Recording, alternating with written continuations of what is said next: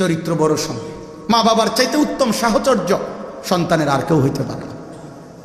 মা বাবার চাইতে উত্তম বন্ধু সন্তানের জন্য আর কেউ হইতে পারে না। মা বাবার নেক সোহবত, মা বাবার নেক সাহচর্য খোদার কসম বাচ্চার জীবনে খুব বেশি প্রভাব ফেলে। সন্তানরা সমাজের উঁচু তলার মানুষ। কেউ সরকারি কর্মকর্তা, কেউ নামি দামি বিশ্ববিদ্যালয়, স্কুলের শিক্ষক। ৭৫ বছরের বৃদ্ধা মাকে অসুস্থ অবস্থায় রেখেছিলেন নোংরা ঘরে।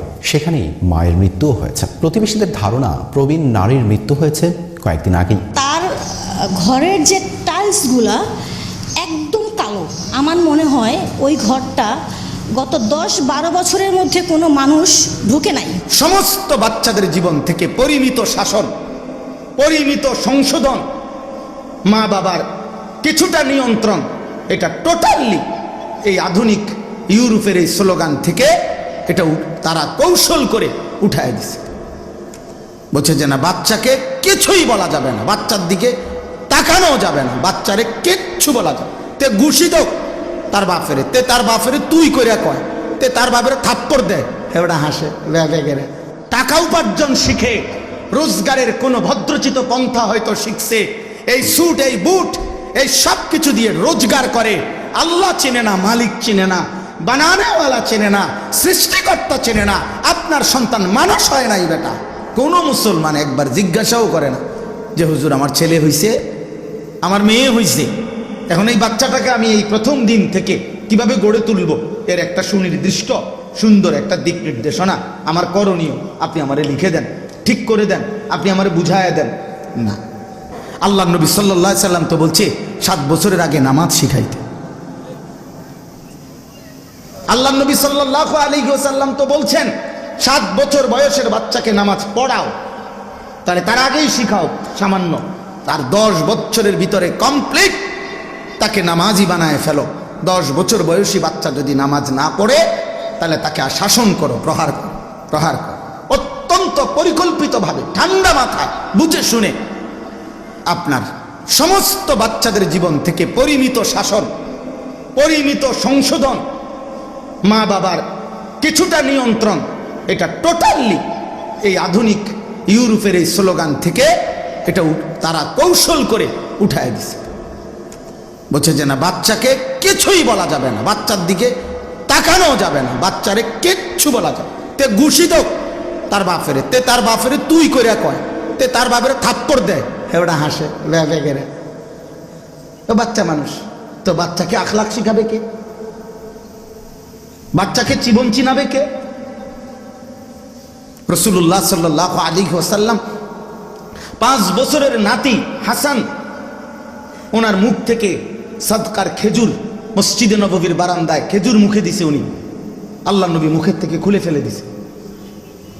10 বছরের বাচ্চা নবীজির সামনে খাইতে বসে হাত নাড়াচ্ছে, আল্লাহ নবী সাল্লাল্লাহু আলাইহি ওয়াসাল্লাম তৎক্ষণাৎ সংশোধন করছে যে হে আল্লাহর বান্দা, ইয়া গোলাম, হে প্রিয় বৎস, সাম্মিল্লাহ, বিসমিল্লাহ বল, কুল বিয়ামিনিকা, ডান হাতে খাও, কুল মিম্মা ইয়ালিকা, তোমার সামনের থেকে খাও। কেন শিখাইলেন তিনি এটা? আল্লাহ নবী সাল্লাল্লাহু আলাইহি ওয়াসাল্লাম রাহমাতুল লিল আলামিন না, তার চাইতে বেশি দয়া মায়া কার? এজন্য ইসলামের একটি বিশেষত্ব, এটা মনে রাখবেন। ইসলামের, কোরআন সুন্নাহর, মাদ্রাসার, দ্বীনি ইলমের একটি বিশেষত্ব হলো এখানে তারবিয়ত, তালিমের সাথে অঙ্গাঙ্গিভাবে জড়িত। এখানে শব্দ শেখায়, আখলাকও শেখায়। এখানে এটাও বলে পড়াও মুখস্থ করতে হবে, বসেও পেশাব করতে হবে। এটা গুরুত্বপূর্ণ। এজন্য দেখা যায় যে এই খামখেয়ালি আর অবহেলার কারণে নিজ প্রতিষ্ঠান, এটা তার স্কুল, এই স্কুলে বাচ্চাটা পড়ে, এই স্কুলের বাউন্ডারি ওয়ালের কোনাত খারাইয়া হেতে মতে কি রে বেটা, এটা তোর স্কুল বেটা, তোর প্রতিষ্ঠান বেটা। এই নিয়া কারো কোনো অসুবিধা নাই, কারণ এখানে ফেসাব বড় বিজনেস। এত ফরা পারে কিনা, এ তো মাশাআল্লাহ ফরা পারে, এবার খারাইয়া মুতলে কি আর বইয়া মুতলে কি? মুতের সাথে পড়ার সম্পর্ক কি? না, আমাদের ইসলামের কথা হইল এটার সাথে গভীর সম্পর্ক। আল্লাহ নবী সাল্লাল্লাহু আলাইহি ওয়াসাল্লাম বলছেন ওয়াফাররিকু বাইনাহুম ফিল মাদাজি'। 10 বছর বয়সী বাচ্চাকে বিছানা আলাদা করো। 2 ভাই, আপন 2 ভাই, এক লেফ, এক কম্বল, এক কাঁথার নিচে শুইতে দিবেন না। রাসূলুল্লাহ সাল্লাল্লাহু আলাইহি ওয়াসাল্লাম নিষেধ করছে। আল্লাহ নবী সাল্লাল্লাহু আলাইহি ওয়াসাল্লাম 10-11 বছরের বাচ্চাকে দেখছে যে চুল কাটাইছে। তো চুল কাটানোর পরে নবীজি দেখছে যে চুলের একদিকে একটু বড়, আরেক দিক চুল একদম কাটানো, মানে চুল নাই। সরাসরি আল্লাহ নবী সাল্লাল্লাহু আলাইহি ওয়াসাল্লাম বলছেন যে হয় পুরাটা কাটো, নয়তো পুরাটা সমান রাখো। নাহা রাসূলুল্লাহ সাল্লাল্লাহু আলাইহি ওয়াসাল্লাম আনিল কাযা, এই শব্দ হাদিসের বিশুদ্ধ হাদিস। এটা আমাদের এই ফ্যাশনেবল চুল, এটা কোনোভাবেই রাসূলুল্লাহ সাল্লাল্লাহু আলাইহি ওয়াসাল্লামের অনুমোদিত নয়। প্রথম দিন থেকে যদি মুসলমানের বাপ এটা বলতো যে বাবা তুমি এটা কি চুল রাখলা, তাহলে কি সে ঠিক হইতো না? না, ফুলান মানুষ, হয়তো বুড়ো হলে ঠিক হইব 85 বছর বয়সে। সে সময় তো ঠিক না হই, উপানে আড্ডি মাড্ডি নাই, শরীরের গিরাগাড়ি নাই, জোরাজারি নাই। আপনি সোজা হইতেন না তো সোজা হইব কি? আপনি তো সোজা হইবার এই টাইম, এখন বয়স নাই, ওনার কি করবেন আপনি? এই জন্য বললাম এটা জরুরি। রাসূলুল্লাহ সাল্লাল্লাহু আলাইহি ওয়াসাল্লাম হযরত জাফর ইবনে আবি তালেব, নবী সাল্লাল্লাহু আলাইহি সাল্লামের আপন চাচাতো ভাই, হযরত আলী রাদিয়াল্লাহু তাআলা আনহুর ভাই জাফর, মুতার যুদ্ধে যিনি শাহাদাত বরণ করেছিলেন, যুদ্ধে শাহাদাত বরণ করছেন, নবী সাল্লাল্লাহু আলাইহি সাল্লামের পক্ষ থেকে প্রেরিত সেনাপতি ছিলেন তিনি। সেই যুদ্ধের ময়দান থেকে খবর আসছে উনি শাহাদাত বরণ করছেন। আল্লাহর নবী সাল্লাল্লাহু আলাইহি সাল্লাম উনার বাড়িতে ওনার বাচ্চাদেরকে সান্ত্বনা দেওয়ার জন্য বিবির কাছে পর্দার আড়ালে কথা বলছেন, বাচ্চাদেরকে কাছে নিয়ে আসছেন। হযরত জাফর রাদিয়াল্লাহু তাআলা আনহুর 3টা বাচ্চা ছেলে ওনারা নবীজির সামনে আসছেন। হাদিসে পরিষ্কার আছে সেই দিন মিয়া, যেই দিন ওনার আব্বার ইন্তেকালের খবর আসছে, শাহাদাত বরণ করছে, নবীজি তাদেরকে বুকে জড়ায় ধরছে, আদর করছে, কাঁদছে, চোখের পানি ফেলছে। কিন্তু একজন ভাতিজা চাচাতো ভাইয়ের ছেলেকে বলছে যে অন্য সাহাবীকে ডাকছে, তার চুলগুলো বড় হয়ে গেছে, তার চুলগুলো সুন্দর করে কেটে দাও। কসম খোদার, এটা হাদিস। সেদিন বলছে যেদিন তার বাবা, আজকে মাত্র শাহাদাতের খবর আসছে। এই জন্য বললাম ইসলামে তারবিয়ত পাশাপাশি প্রতিদিন শিখবেও, প্রতিদিন নিজেকে গড়বেও প্রতিদিন। পরে ঠিক হয়ে যাবো না, পরে ঠিক হইতো না, অন ঠিক হইতে আজ, এখনই ঠিক হবে। প্রতিদিন পড়বে, প্রতিদিন শিখবে, প্রতিদিন গড়বে। তালিম এবং তারবিয়ত, তাজকিয়া এবং তালিম বরাবর পাশাপাশি পাশাপাশি। আল্লাহ আমাদেরকে বুঝার তৌফিক দান করেন। আল্লাহ নবী সাল্লাল্লাহু আলাইহি ওয়াসাল্লাম নিজে বলছেন, আল্লামানি রব্বি ফাআহসানা তালিমি ওয়া আদ্দাবানি রব্বি ফাআহসানা তা'দীবি। একসাথে বলছেন নবীজি একই হাদিসে, আমার আল্লাহ আমাকে সর্বোত্তম জ্ঞান ইলম আল্লাহ শিখিয়েছেন এবং আমার আল্লাহ আমাকে সর্বোত্তম আদব শিখিয়েছেন। ইলমও শিখাইছেন আল্লাহ, আদবও শিখাইছেন। তার মানে কি? তার মানে আমি নবী সাল্লাল্লাহু আলাইহি সাল্লাম বাম পাও দিয়া বাথরুমে ঢুকলেন কেন? ডান পাও দিয়া বাথরুম থেকে বের হইলেন কেন? ডান দিকে কাত হইয়া শুইলেন কেন? তিনি আল্লাহ নবী সাল্লাল্লাহু আলাইহি সাল্লামের প্রতিটা পদক্ষেপ খোদার কসম রব্বুল আলামিনের পক্ষ থেকে সিদ্ধান্তকৃত। এটা কারো পরামর্শে না, মিটিং বসে না, আল্লাহ পাকের ফয়সালা। এভাবেই করবেন বলুন, এটা এভাবে, ওটা ওভাবে। এক মুমিন, এক মুসলমান কোনোভাবেই নিজস্ব পছন্দে চলতে পারে না। এই ছোট্ট কথাটা যদি অভিভাবক শ্রেণী বুঝতেন, ছেলেদের জীবন অনেক সুন্দর হতো। 6 বছরের বাচ্চাটারে নিজে জানা শোনা রিমোটটা তার হাতে দিয়ে রাখছে। এই বাচ্চাটা 3টা ঘন্টা 4টা ঘন্টা টেলিভিশনের এই রুমটাতে, মাও নাই বাপও নাই, এই বাচ্চাটা অনবরত তার মন মতো নাটক, গেমস, কার্টুন, যেটা মন চায় সে ওইটা শিখতে দেখতেছে, নিজে নিজে হাততালি দিতেছে, নিজে নিজে হাত ছুটতেছে, নিজে নিজে আনন্দ করতেছে, মজা পাইতেছে, চিৎকার দিতেছে। মা নিশ্চিন্ত যে বাচ্চা আপনার কি করতেছে, টেলিভিশনের সামনে আছে, অসুবিধা নাই, আপনার এবার যে তারা জিনেও ধরে ভূতেও ধরে সমস্যা হইতো না, সে যেই মনোযোগ দিয়ে আছে আর আইতো না, পানিতেও ফুটতো না, আগুনও ফুটতো না, কারণ মনোযোগ দিয়ে টেলিভিশন দেখতেছে, অত্যন্ত সুন্দরভাবে ঠান্ডা মাথায় নষ্ট হইতেছে। আফসোসের বিষয়, আফসোসের বিষয়। আপনি যদি বলেন না ওইখানেও শেখার অনেক কিছু আছে, তো ওইখানে তো শেখার অনেক কিছু আছে, এখানে তো শেখার পুরা কিছু আছে। ওইখানে তো কিছু অনেক কিছু তো বাদ, ওখানে তো কিছু ফাঁসা জিনিসও আছে, এটা তো পুরাটা ভালো। আপনি এটা নেন না কেন? আমরা বুঝি না, আমরা সিরা খাই।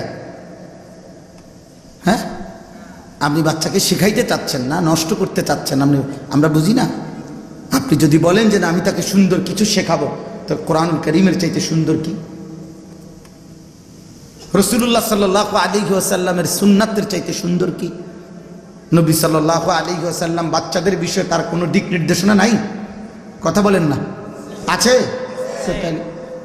একটা বাচ্চা পেশাব করছে নবীজির কোলে, কয় বালতি পানি দিয়া এই জায়গাটা পবিত্র করবে, খোদার কসম নবী এটা পর্যন্ত বলে দিছে। মেয়ে বাচ্চা পেশাব করছে, তো এখন পানি ঢালতে হবে কদ্দুর। পুরুষ বাচ্চা, ছেলে বাচ্চা পেশাব করছে, এখানে পানি ঢালবে কদ্দুর। আল্লাহ নবী সাল্লাল্লাহু আলাইহি ওয়াসাল্লাম ব্যবধান করছে, বুঝাইয়া দিছে। আপনি কে মনে করছেন রাসূলুল্লাহ সাল্লাল্লাহু আলাইহি ওয়াসাল্লাম কি জিম্মাদারি আদায় করছে? জীবনের এমন কোনো শব্দ নাই, জীবনের এমন কোনো মুহূর্ত নাই, জীবনের এমন কোনো আয়োজন নাই, জীবন চলার পথে এমন কোনো সেকেন্ড নাই যেখানে রাসূলুল্লাহ সাল্লাল্লাহু আলাইহি ওয়াসাল্লামের দিক নির্দেশনা নাই। এমন হতেই পারে না, পৃথিবীতে ইসরাফিলের ফু পর্যন্ত এমন ঘটনা ঘটবে না, এমন প্রশ্ন আসবে না যে প্রশ্নের উত্তর আল্লাহর নবীর জীবনীর মধ্যে নাই, কোরআনুল কারীমের মধ্যে নাই। হবে না, এমন কোনোদিনও হবে না। 1450 বছরে হয় নাই, আগামীতেও হবে না। এটাই চূড়ান্ত, এটাই বাস্তব কথা। আপনাদের কাছে আমরা বলতে চাই, এটা আপনারা বোকা ভাববেন না, আপনারা হুজুরদেরকে বোকা ভাববেন না। আল্লাহর কোরআন থেকে যে বলে সে বোকা না, রাসূলুল্লাহ সাল্লাল্লাহু আলাইহি ওয়াসাল্লামের সুন্নাহ থেকে যে বলে সে বোকা না। মানুষের ব্যক্তিগত বুদ্ধি আপনাদের সামনে যে যা নতুন আধুনিকতা পেশ করে, ওই তো কোনো মানুষের মাথার থেকে, ওই মানুষের মাথার বুদ্ধি আবার ওই ব্যক্তি বছর 10 পরে সে বদলায় ফেলে, সে সিদ্ধান্ত বদলায়, চেঞ্জ করে, যে না এখন পরিবেশ পরিস্থিতি বদলে গেছে, এখন নতুন সিদ্ধান্ত। বিজ্ঞানের গবেষণা পরবর্তী বিজ্ঞানীরা আইসা ভুল প্রমাণিত করে। এক সময় কোনো বিজ্ঞানের কোনো গবেষণা জনপ্রিয় ছিল, পরবর্তী বৈজ্ঞানিকরা এসে বলছে না এটা ভুল ছিল, ভুল ছিল, ভুল ছিল। মহাশূন্যের অসংখ্য থিওরি প্রত্যেক পরবর্তী বিজ্ঞানীরা এসা আগেরটাকে ভুল প্রমাণিত করছে। তাইলে আপনি বলেন, প্রতিনিয়ত গবেষণা বদলায়, প্রতিনিয়ত মানুষের সিদ্ধান্ত বদলায়, মানুষের চিন্তা চেতনা বদলায়। তাহলে মানুষের কাছ থেকে চূড়ান্ত সিদ্ধান্ত আসতে পারে না। চূড়ান্ত সিদ্ধান্ত আল্লাহর কোরআনে, চূড়ান্ত সিদ্ধান্ত রাসূলুল্লাহ সাল্লাল্লাহু আলাইহি ওয়াসাল্লামের সুন্নাহ। সুন্নাহ এমনকি হযরত আব্দুল্লাহ ইবনে মাসউদ রাদিয়াল্লাহু তাআলা আনহুম, নবীজির বিখ্যাত সাহাবী, নবীজির সাথে সবচেয়ে বেশি সাহচর্য প্রাপ্ত সাহাবী যারা, তার মধ্যে তিনি একজন। নবীজি সাল্লাল্লাহু আলাইহি ওয়াসাল্লামের এমন সফরেও হযরত আব্দুল্লাহ ইবনে মাসউদ নবীজির সাথে ছিলেন, যে এই সফরে উনি ছাড়া নবীজির সঙ্গী আর কেউ ছিল না। এমন বহু সময়ে আল্লাহ নবীর একান্ত সঙ্গী ছিলেন আব্দুল্লাহ ইবনে মাসউদ, যিনি সবার মাঝে থাইকাও নবীকে দেখছে, যিনি একাকীও শতবার আল্লাহ নবীর সঙ্গে সাহচর্যে তিনি ছিলেন হযরত আব্দুল্লাহ ইবনে মাসউদ রাদিয়াল্লাহু তাআলা আনহু। এত বড় সাহাবী, তিনি বলতেন, হাদিসের কিতাবে আছে, তিনি বলেন যে তোমরা যদি কারো নীতি, কারো আদর্শ গ্রহণ করতে চায়, তো আল্লাহ এবং তার রাসূলের পরে যদি কারো আদর্শ তোমরা নিতে চাও, তাহলে আমরা এই মুহূর্তে যারা জীবিত সাহাবী আছি, আমাদের চাইতেও যারা ইন্তেকাল করেছে, তাদের যেই কথাগুলো আমাদের থেকে শুনতেছ সেগুলোকে বেশি গ্রহণ করো, কারণ তারা প্রত্যেকেই ঈমানের উপরে, আল্লাহর সন্তুষ্টির উপরে ইতিমধ্যে ইন্তেকাল করে ফেলেছে, আর আমরা এখনো মৃত্যুবরণ করি নাই। শেষ অবস্থা কি হয় আমাদের জানা নাই। তাহলে আল্লাহ নবী সাল্লাল্লাহু আলাইহি ওয়াসাল্লাম উম্মতকে হেদায়েতের উপরে রেখে আল্লাহ তাআলার শতভাগ সত্যায়ন, আল ইয়াউমা আকমালতু লাকুম দীনাকুম, আমি দিন পূর্ণ করলাম, শতভাগ নিশ্চয়তা নিয়ে আল্লাহ নবী সাল্লাল্লাহু আলাইহি সাল্লাম দুনিয়া থেকে বিদায় নিছেন। বলছেন যে উম্মত, সকালবেলার যেই সূর্যটা আকাশে উঠে এক বিন্দু ওই সূর্যের আলোতে কোনো লালিমা, আরে কোনো আবরণ, কোনো মেঘ, কোনো মেঘের সামান্য অংশ, কোনো স্পষ্টতা ছাড়া একদম ফকফকা যেই আসমানে সূর্য উঠে যখন আলোকিত হয়, এরকম একটি শতভাগ দাগমুক্ত নিষ্কলুষ একটি আলোকিত সূর্যের আলোর মতো আমি তোমাদেরকে 23 বছরে এমন একটা দ্বীনের উপরে, সুন্নাতের উপরে, নীতি আদর্শের উপরে রেখে আমি যাচ্ছি। তারাকতুকুম মুহাজ্জাতান বাইদা। আফসোস মুসলমান, কোনোভাবেই মুসলমান আমাদের বিজয় আসবে না আমাদের আল্লাহর কাছে চাওয়া ছাড়া, আমাদের সম্মান আসবে না। 2-4টা বিল্ডিং আব্বা, একটা গাড়ি কিনা, আর সামাজিকভাবে একটু খাইয়া পড়ে স্ট্যাটাস নিয়া 2-4টা শুদ্ধ কথা বইলা চলা, আর ঘুম যাওয়া, রাত পার করা, দিন পার করা, এটা খুব আহামরি কিছু না, কিছু না। এই 4তলা 6তলা বিল্ডিং এগুলো তেমন কিছু না। এগুলো এর চাইতে ভালো বিল্ডিংয়ে ইউরোপ আমেরিকাতে ছাগল ফালে, এর থেকে অনেক উন্নত মানের বিল্ডিংয়ে 80-90 লাখ টাকা দামের প্রাইভেট কারে ইউরোপ আমেরিকাতে আপনার ছাগলের ঘাস টানে, ঘাস বুঝছেন? ইউরোপের বহু দেশে হেলিকপ্টার দিয়ে খেতে সার দেয়, সার আমি জানি। তাইলে এখানে কিচ্ছু না।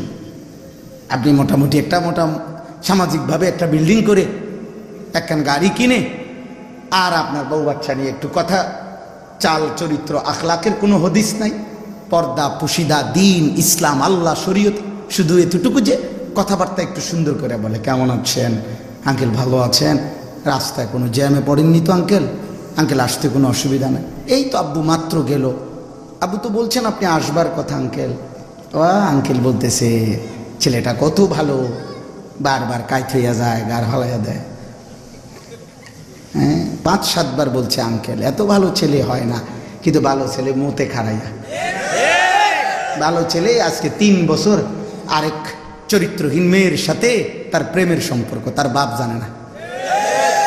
ভালো মেয়েটা হঠাৎ করে আব্বাই শুনে বাইগা গেছে,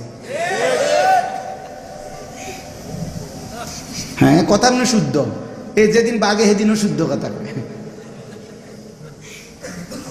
আখলাকে বড় সম্পদ, চরিত্র বড় সম্পদ, চরিত্র বড় সম্পদ। মা বাবার চাইতে উত্তম সাহচর্য সন্তানের আর কেউ হইতে পারে না, মা বাবার চাইতে উত্তম বন্ধু সন্তানের জন্য আর কেউ হইতে পারে না।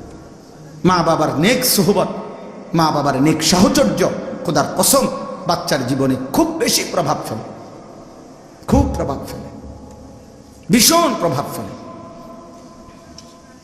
এই জন্য আমরা প্রত্যেকে বাচ্চাদের চলার ক্ষেত্রে, জীবন চলার ক্ষেত্রে তাদের উঠা বসা, তাদের সাহচর্য, তাদের বন্ধুত্ব, তাদের চলাফেরার দিকে নজর রাখা, এটা খুব জরুরি, খুব জরুরি।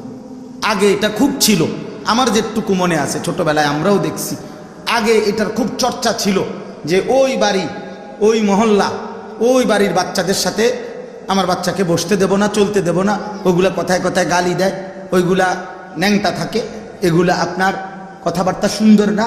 এই জন্য মা বাবা নজর রাখতো যে ওই বাচ্চাদের সাথে যেন আমার বাচ্চাটা চলতে না পারে। আর আজকে হালাত হইল, উনি জানে যে এই ছেলেটা, তার সহপাঠী 1 ওয়াক্ত নামাজ পড়ে না, তাহলে ওই বাচ্চা যদি ন্যাংটা থাকলে অসভ্য হয়, যেই বাচ্চাটা, যেই ছেলেটা 14 বছর 16 বছর মুসলমানের যেই বাচ্চাটা একদিনও ফজরের নামাজ পড়ে না, এই আসমানের নিচে জমিনের উপরে ও 1 কোটি বার বেয়াদব অসভ্য ছাড়া আর কিছু না বেটা। এটা শতভাগ অসভ্য, এটা শতভাগ অসভ্য ছেলে, শতভাগ বেয়াদব, 100% বেয়াদব, এটা 100% বেয়াদব, 100% বেয়াদব। মুসলমানের যেই বাচ্চা মালিককে সেজদা দেয় না ওই বেয়াদব, ওরে যদি কেউ সমর্থন করে ওই বেয়াদব বেটা, বদ আখলাক বেটা, ও মানুষ হচ্ছে না বেটা। বেনামাজি মানুষ হয় না, সেজদাবিহীন নাফরমান মানুষ হয় না, উপার্জনকারী প্রাণী হয়, ইকোনমিক্যাল অ্যানিম্যাল হয়, অর্থনৈতিক প্রাণী হয়, টাকা উপার্জন শিখে, রোজগারের কোনো ভদ্রচিত পন্থা হয়তো শিখছে, এই স্যুট এই বুট এই সব কিছু দিয়ে রোজগার করে। আল্লাহ চিনে না, মালিক চিনে না, বানানেওয়ালা চিনে না, সৃষ্টিকর্তা চিনে না। আপনার সন্তান মানুষ হয় নাই বেটা, মানুষ হয় নাই বেটা, আখলাক শিখে নাই, যে মালিক যে চিনে না, সেজদা দিবে না কেন, নামাজ পড়বে না কেন? কেন? আপনি কি বলতে চান? আপনার ছেলে ভদ্র ছেলে? কিসের ভদ্র, কিসের ভদ্র? অকৃতজ্ঞকে কেউ ভদ্র বলে না, অকৃতজ্ঞকে কেউ ভদ্র বলে না। এই পৃথিবীর সবাই জানে অকৃতজ্ঞকে বেয়াদব বলে। আপনি বলেন না তো? আমি যদি এই ভাইরে বলি আজকে 5 বছর ধরে মনে করেন আমি তাকে প্রত্যেক মাসে 2,000 টাকা দিছি, কথার কথা প্রতি মাসে দিয়ে গেছি, সব সময় খোঁজ খবর রাখছি, দেখা হইলেই 5 বছর পরে মনে করেন সে এখন আর আমারে চেনে না, আমারে দেখে আরেক দিকে চলে গেল, আমারে পাত্তাও দিল না, তখন আমি আমার বিবেক কি বলবে? আমি কি বলবো তারে? বেটা তোরে আজ 5টা বছর আমি সব সময় খোঁজ খবর রাখছি, তোরে দেখা হইলেই বেটা খবর নিছি, তোরে 2,000 করে টাকা দিয়ে গেছি, তোর জন্য আমি এত কিছু করলাম, আজ তুমি আমারে চিনো না, তুই মানুষের বাচ্চা বেটা, এত অকৃতজ্ঞ বেটা। তাহলে মাসে 2,000 টাকার কৃতজ্ঞতার জন্য যদি মানুষ তাকে বলে যে এটা মানুষের বাচ্চার কাজ হইতে পারে না, এত বড় অকৃতজ্ঞতা। এত বড় আসমান ও জমিন, এত বড় সৃষ্টি জগৎ দিয়ে যে আল্লাহ যেই মানুষের বাচ্চার কাছে একটা সেজদা পায় না, তুই কিসের মানুষের বাচ্চা বেটা? কোন মানুষের বাচ্চা এটা বেটা? কেমনে এত বড় অকৃতজ্ঞ মানুষের বাচ্চা হয় কেমনে বেটা? প্রমাণ করেন, দাঁড়াইয়া বলেন, প্রতিবাদ করেন, এখন বলেন। মানুষের বাচ্চা মুসলমানের ঘরে এত বড় অকৃতজ্ঞ বেয়াদব যে আসমানওয়ালা চেনে না, জমিনওয়ালা চেনে না, মালিক চেনে না, একটা সাজদা দিতে জানে না, এক ওয়াক্ত নামাজ পড়ে না, আল্লাহর কোরআনের একটা পৃষ্ঠা সাইয়া সাইয়াও কইতে পারে না, পড়তে পারে না শুদ্ধ। আপনি তারে কি বানাইছেন? প্লাস্টিক ছাড়া কিতা বানাইছেন এটা? আপনি জানেন না আপনি মুসলমান? আপনি শুনেন নাই মুসলমানের উপরে কোরআন শরীফ পড়া ফরজ? আপনি শুনছেন না মুসলমানের উপরে নামাজ ফরজ? আপনি শুনছেন না? আপনি মস্কারি করেন। কোরআন শরীফ হুজুরদের কিতাব, কথা বলে না কেন? কোরআন শরীফ তাবিজের কিতাব, হ্যাঁ, এটা তাবিজ বেসনে লেগে দিছে, এটা বইয়ে বইয়ে 10 জন হুজুর দিয়ে দিয়ে আপনার বিপদ আপদ হইব, আর হুজুর 10 জনের 100 টাকা করে দিয়া আপনি খতম পড়াইবেন। কোরআন শরীফ এই 1000 টাকার ভিতরে বেচতে বিলাইছে। হ্যাঁ,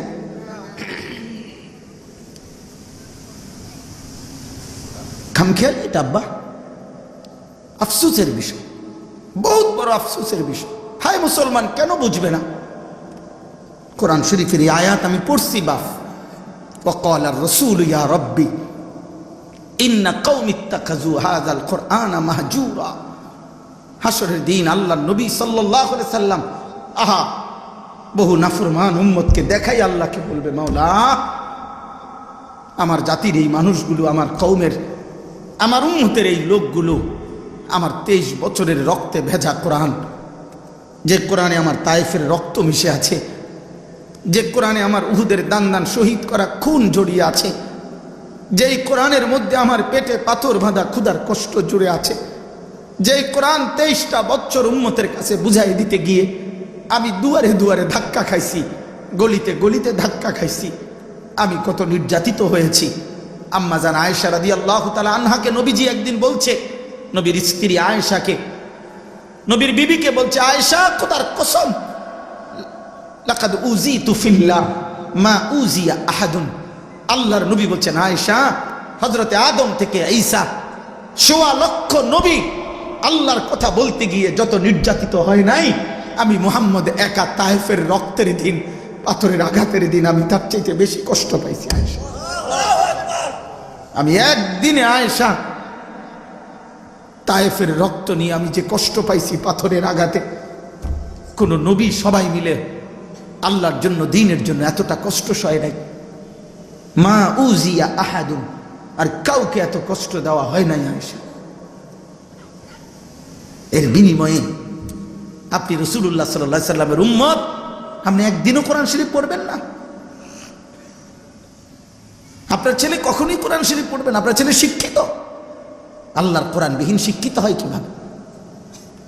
রাসূলুল্লাহ সাল্লাল্লাহু আলাইহি সাল্লামের আখলাক বিহীন শিক্ষিত হয় কিভাবে? কোরআন তো বলে নাই তাকে শিক্ষিত। জাহিলুন বলছে, জাহিলুন লা ইয়াকিলুন। আপনি পড়ে দেখেন, পড়ে দেখেন। রাগ হওয়ার সিস্টেম নাই, বরং আপনি জিদ কইরা যে না পড়ে এলাম, যা হুজুর, আপনার জিদ করেন।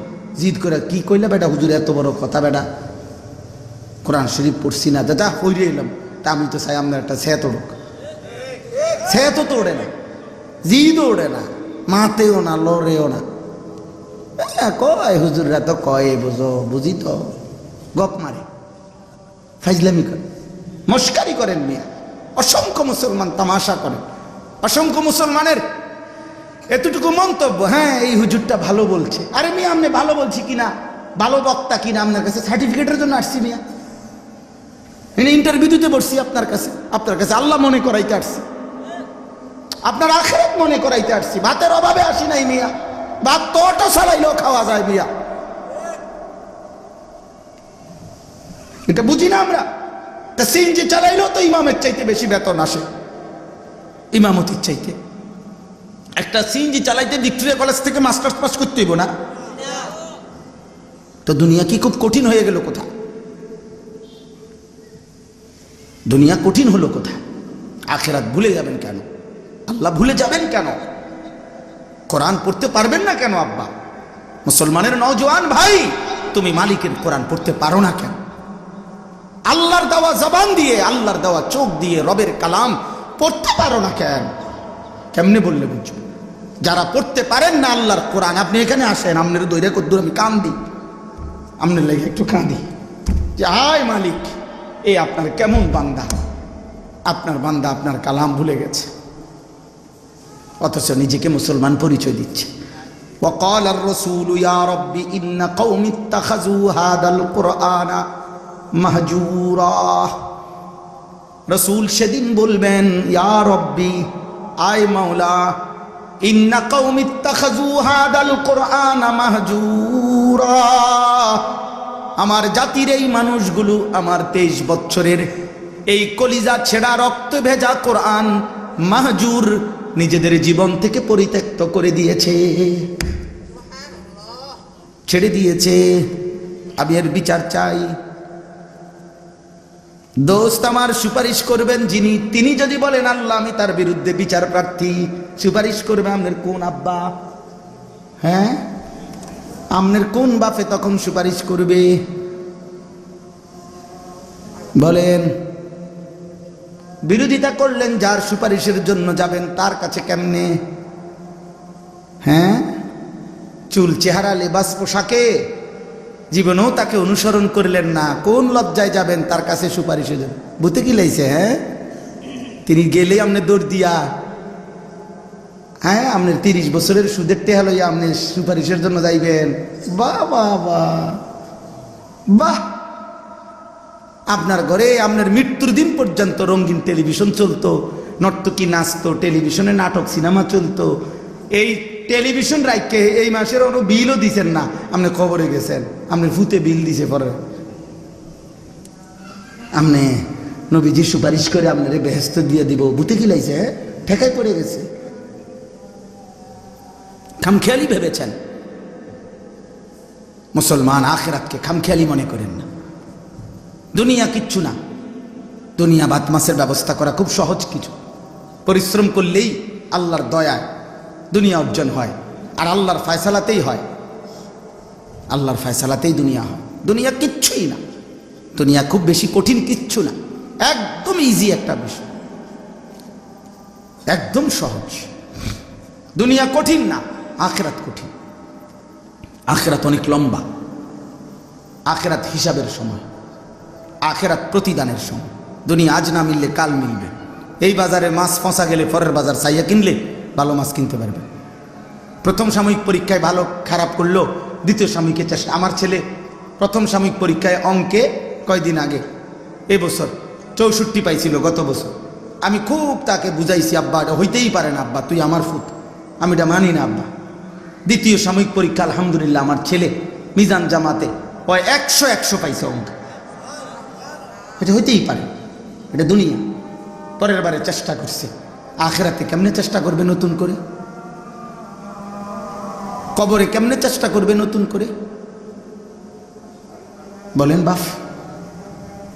দুনিয়া না আবার চেষ্টা করলেন, দুনিয়া না আবার চেষ্টা করলেন। পুরাটা বিল্ডিং পুড়ে গেছে, পুরাটা ফ্যাক্টরি ছাই হয়ে গেছে, হতেই পারে, আবার চেষ্টা করেন, আবার হবে। ধ্বংসস্তূপের মধ্যেও নতুন ভবন আবার দাঁড়াবে, বন্যার্ত মানুষও আবার ঘুরে দাঁড়াবে। আখেরাত বলেন, আখেরাত কেমনি ঘুরে দাঁড়াবে, পরকাল কেমনি ঘুরে দাঁড়াবে।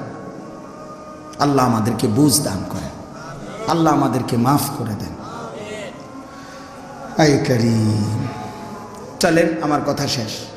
আমি মূলত এই কথাটাই বুঝাইতে চাইছি। এখানে কয়েকটা আয়াত পড়ছিলাম। এই আয়াতের মূল বক্তব্য হলো আল্লাহ তাআলা বলছেন কিয়ামতের দিন অসংখ্য অগণিত নাফরমান পাপী আফসোস করবে। এই দেখেন, শুধু আমি তর্জমাটা বলি, আপনারা বুঝবেন, সবাই বুঝবেন, তাইলে আমার কথা শেষ। وَيَوْمَ تَشَقَّقُ السَّمَاءُ بِالْغَمَامِ وَنُزِّلَ الْمَلَائِكَةُ تَنزِيلًا। কিয়ামতের দিন কোটি কোটি ফেরেশতা আসমান ভেদ করে মেঘমালা, সাদা সাদা চাকা চাকা মেঘ যেমনি আকাশে জমে, এরকম মেঘমালার ভেতর থেকে আল্লাহ বলেন কিয়ামতের দিন হাসরের ময়দানে কোটি কোটি ফেরেশতা হাসরের ময়দানে নেমে আসবে। আর প্রত্যেকের হাতে আল্লাহর বান্দাদের আমলনামা থাকবে, এগুলো দেখাবার জন্য আল্লাহর সামনে। ওয়ানুজ্জিলাল মালাইকাতু তানজিলা, আল্লাহ তাআলা বলেন অগণিত ধারায় ফেরেশতা নামতেই থাকবে। আর আল্লাহর বান্দারা হাসরের মাঠে তাকিয়ে দেখবে শুধু ফেরেশতাই নামতেছে, ফেরেশতাই নামতেছে, ফেরেশতাই নামতেছে, কোটি কোটি কোটি কোটি কোটি। কত আল্লাহ তাআলা ছাড়া আর কেউ জানে না। আল্লাহ বলেন এই কোটি কোটি ফেরেশতা যখন হাসরের ময়দান ব্যারিকেড দিয়ে দাঁড়াবে, আল্লাহ পাকের কুদরতি সিংহাসনের ডানে বামে দাঁড়াবে, তখন সমস্ত হাসরবাসী মাঝখানে দাঁড়াইয়া কি পরিমাণ কাঁপতে থাকবে চিন্তা করুন। তো আল্লাহ তাআলা বলেন আল মুলকু ইয়াউমাইদিনিল হাক্কু লির রহমান। সেদিন হাসরের মাঠে সমস্ত মালিকানা, সমস্ত সিদ্ধান্ত, সমস্ত ফয়সালা একমাত্র আল্লাহ রব্বুল আলামিনের জন্যই থাকবে। সেই দিন আর কারো কোনো ফয়সালা দেওয়ার অধিকার থাকবে না। নবীজি সাল্লাল্লাহু আলাইহি সাল্লাম সুপারিশ করবে, ফয়সালা না, তারা সুপারিশ করবে, ফয়সালা না। হাফেজ সাহেব 10 জন হোক আর 11 জন হোক সুপারিশ করবে, হাজি সাহেব 400 জন হোক আর 4000 জন হোক সুপারিশ করবে, সব সুপারিশ সুপারিশ এবং টাইম মতে আল্লাহ বললে সুপারিশ করবে। কিন্তু সুপারিশ মানে ফয়সালা না, সিদ্ধান্ত না, সুপারিশ মানে আবেদন। আল্লাহ তাআলা বলে সেদিন মালিকানা, বাদশাহী, রাজত্ব, ফয়সালা, চূড়ান্ত একক অধিকার শুধু আল্লাহ। ওয়া কানা ইয়াওমান আলাল কাফিরিনা আসীরা। আর সেই দিনটি হবে সমস্ত পাপী, কাফের, নাফরমান, বেঈমানের জন্য আসীর, খুব কঠিন, বড় বেশি কঠিন। তাফসীরের মধ্যে লিখছে এর উল্টোটা, এ কথা যেহেতু আল্লাহ বলছে এর উল্টোতে এই কথা স্পষ্ট বোঝা যায় হাসরের ময়দানেও ইমানদার মুমিন আল্লাহর প্রিয় বান্দাদের জন্য হবে খুব সহজ। ওরা তখনও দুনিয়াতে যেইভাবে নিশ্চিন্ত ছিল আল্লাহর ইবাদতে, হাসরের ময়দানেও ওনারা নিশ্চিন্তই থাকবে। সুবহানাল্লাহ। এক বুজুর্গকে জিজ্ঞেস করছিলাম, আমরা কিতাবে পড়ছিলাম যে আপনি যদি নিশ্চিত হন আগামীকাল ঠিক এই সময় মারা যাবেন, তাইলে আপনার হাতে এখন 24 ঘন্টা বাকি, এই 24 ঘন্টা আপনি কিভাবে আমল করবেন? উনি বলছেন খোদার কসম, গত 40 বছর আমি যেভাবেই আমল করতাম এভাবেই করব। কারণ গত 40 বছর আমি প্রতিদিন এটাই ভাবতাম, আজই আমার শেষ দিন। মানে ভিন্ন প্রস্তুতির কিছু নেই, আলাদা কিচ্ছু নেই। দুনিয়া আমাদের প্রতিদিনই চলে যাওয়ার দিন, আমরা কেউই জানি না আজ না কাল। কাজে আমাদের প্রতি মুহূর্তে মৃত্যু যার কাঁধে ভর চলে, কাঁধের পাশে, অ্যাক্সিডেন্ট, বিপদ, দুর্ঘটনা কিংবা মৃত্যু যার সাথী হয়ে বেড়ায়, তার আবার আনন্দ কিসের? তার জীবনের আর উৎসব কিসের? এটা কেমনে বলেন মিয়া? যার পিছনে 24 ঘন্টা মৃত্যু তাড়ায়, তার আবার আনন্দ কিসের? যার পিছনে 24 ঘন্টা গাড়িটা 1 কোটি টাকা দাম হোক, কিন্তু অ্যাক্সিডেন্ট পিছনে ঘুরছে কিনা? কথা বলে না। বিপদ ঘুরছে কিনা? আমি যত বড় রাজপ্রাসাদেই থাকি না কেন, মৃত্যু আমার পিছনে আছে কিনা? তাহলে যাকে মৃত্যু তার সঙ্গী, অ্যাক্সিডেন্ট যার সঙ্গী, রোগ সুখ যার সঙ্গী, তার আবার উল্লাস কি? তার আবার আনন্দ কি? এই জন্য কোরআনুল কারীমের মধ্যে বলছে, আব্বা ওয়া ইন্নাদ দারাল আখিরাতা লাহিয়াল হায়াওয়ান। ওই বাইরের ইয়াগুলো বন্ধ করে দিয়েন। আল্লাহ তাআলা বলছে, মনে রেখো বান্দা, আখিরাত, জান্নাত, আখিরাতের ঘর, সেটাই কেবল জীবন। জীবন বলতে যেটা লাইফ, হায়াত, নিশ্চিন্ত, নিরাপদ, নিষ্কণ্টক, কোনো পেরেশানি নাই, এটা শুধুই জান্নাত। ওয়া তাহিয়াতুহুম ফিহা সালাম। আল্লাহ কোরআনে বলছে, জান্নাতি বান্দা যে যাকে দেখবে শুধু কইবে সালাম। আমি জিজ্ঞামা মোনারে, আব্দুল সালাম ভাই কেমন আছেন? আব্দুল সালাম ভাই বলবো সুখ, শান্তি। উনি আমারে জিজ্ঞাসা করবে, আপনি কেমন আছেন? শান্তি আসে। মানে জান্নাতি বান্দা একে অপরকে বলবে, ভাইয়া তুমিও সুখে, আমিও সুখে, তুমিও নিশ্চিন্ত, আমিও নিশ্চিন্ত, তোমার আনন্দ শেষ হবে না, আমার আনন্দ শেষ হবে না, তোমার হুরও শেষ হবে না, আমার হুরও শেষ হবে না, তোমার ফল ফলাদিও শেষ হবে না, আমারও শেষ হবে না। ওয়া আখিরু দাওয়াহুম আনিল হামদুলিল্লাহি রাব্বিল আলামিন। জান্নাতি বান্দা প্রত্যেক নিয়ামত ভোগ করে প্রতি সেকেন্ড সেকেন্ড বলবে, আলহামদুলিল্লাহ, আলহামদুলিল্লাহ, আয় করিম, আপনার প্রশংসা, আপনি আমারে জান্নাত দিয়েছেন। সুবহানাল্লাহ। ওয়া ইন্নাদ দারাল আখিরাতা লাহিয়াল হায়াওয়ান।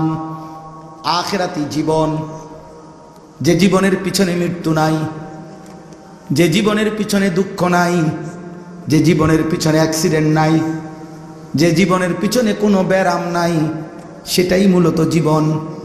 দুনিয়া শুধুই পার হওয়া, দুনিয়া শুধুই অতিক্রম করা, দুনিয়া শুধুই জায়গায় স্থানান্তর করা, বদলানো। আল্লাহ আমাদেরকে বুঝার তৌফিক দেন। ওয়া কানা ইয়াওমান আলাল কাফিরিনা আসীরা। আল্লাহ বলে, সেদিন নাফরমান, আখিরাতের দিন বড় কঠিন হবে বান্দা। ওয়া ইয়াউমা ইয়া'আদ্দুজ যালিমু আলা ইয়াদাইহি ইয়াকুলু ইয়া লাইতানি ইত্তাখাযতু মা'আর রাসূলি সাবিলা। আহা, আল্লাহ বলে, প্রত্যেকটা পাপী নাফরমান হাসরের ময়দানে নিজের আঙ্গুল, নিজের দাঁত দিয়ে এইভাবে কামড়াইবে আর ছিঁড়ে ফেলতে চাইবে,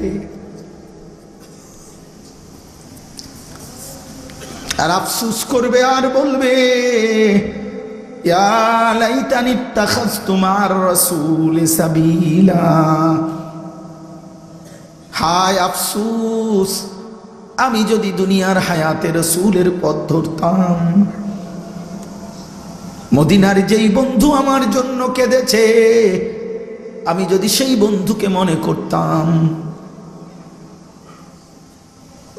যে নবী 23 বছর আমার জন্য কেঁদেছে, আমি তাকে যদি ভালোবাসতাম। আম্মা জানা আয়েশা রাদিয়াল্লাহু তাআলা আনহা বলেন, এশার নামাজের কিছুক্ষণ পরে আল্লাহর নবী দাঁড়াইলেন তাহাজ্জুদের নামাজে। আমি আয়েশা শুয়ে শুয়ে দেখলাম, আর মনে মনে ভাবলাম, দেখি আমার নবী কতক্ষণ দাঁড়িয়ে থাকে, তাহাজ্জুদ পড়ে। সেদিন আমি ভেবেছিলাম আমি আর ঘুমাবো না, আমি শুধু নবীর নামাজটুকু দেখব। আম্মা জান আয়েশা বলেন, আল্লাহর কসম, বেলালের আজানের ফজরের সময় হয়েছে, ফজরের আজানের পূর্ব মুহূর্ত পর্যন্ত আল্লাহর নবী দাঁড়িয়েই ছিলেন।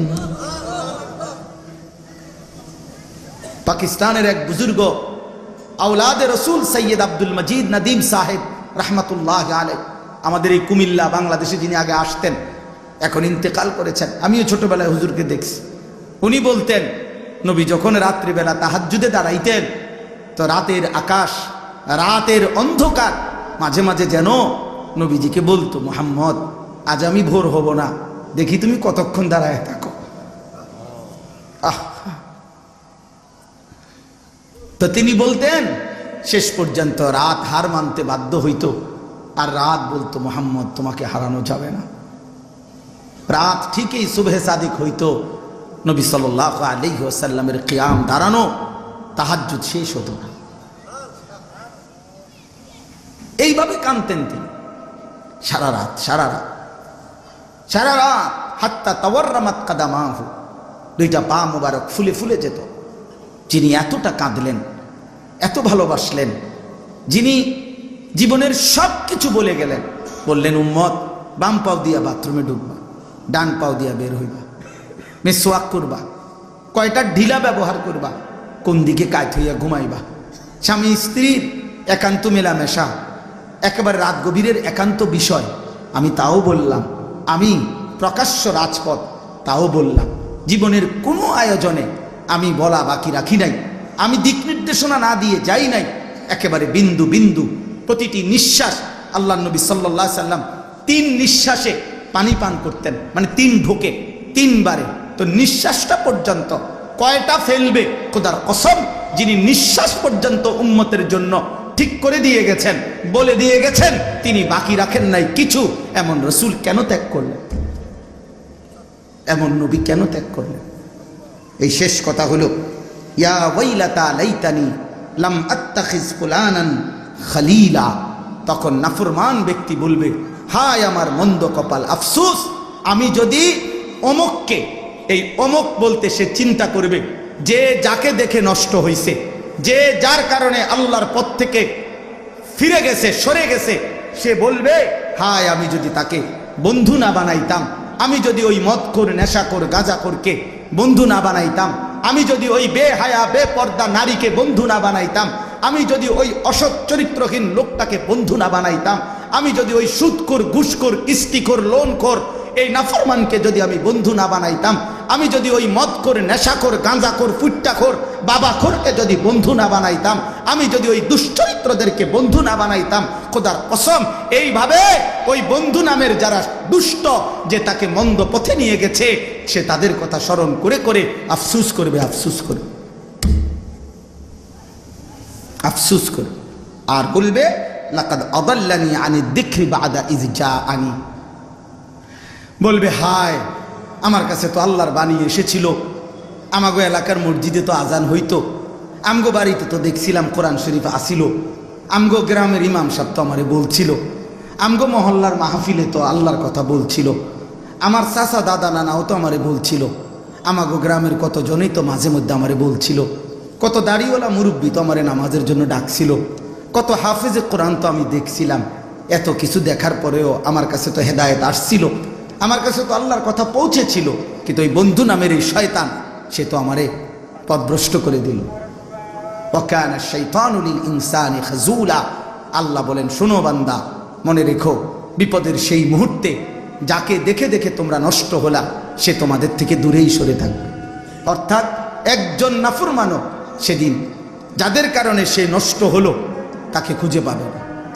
আলহামদুলিল্লাহ, আমার কথা শেষ, আপনাদের কাছে শুধু এই কথাটাই বললাম, ওয়াকানা শাইতানু লিল ইনসানি খাজুলা। এই কথার অর্থ হলো প্রত্যেক শয়তান, এখানে তাফসীরের মধ্যে আছে, মানুষকে যে মন্দ পথে নিয়ে যায় তাকে শয়তান বলে।